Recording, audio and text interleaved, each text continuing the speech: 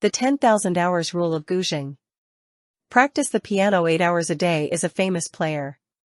The piano who practices 4 hours a day is a professional player. Practicing the piano for 2 hours a day is a high-level enthusiast. Half an hour a day is better than no practice at all.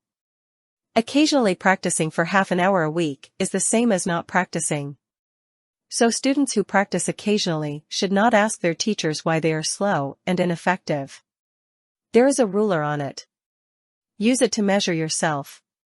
Learning music, we can't deny that talent does matter, but even if you have high talent, becoming a performer is a distant dream if you can't keep practicing.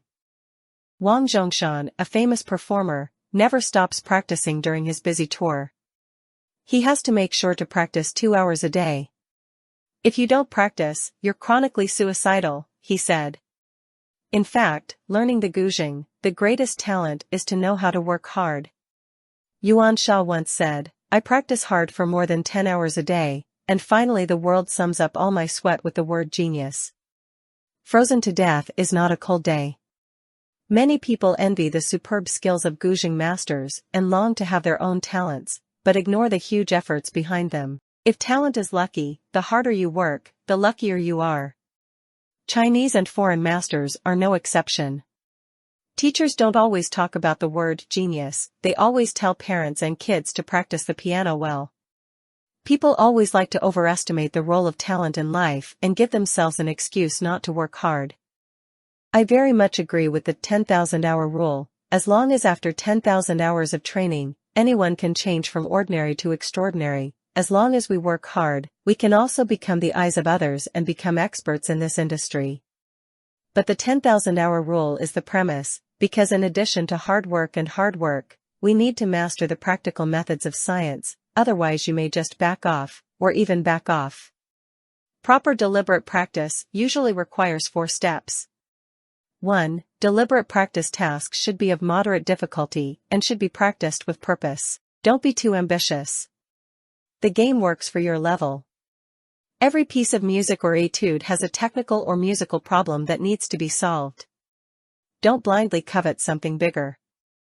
Everyone knows that if you come across a teacher who teaches you to play 5th grade one year, don't hesitate to leave right away.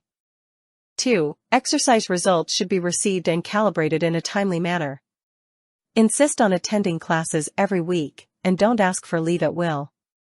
Ask your teacher to help you point out your shortcomings, so you can improve each week, and the longer you procrastinate, the more lives will be wasted.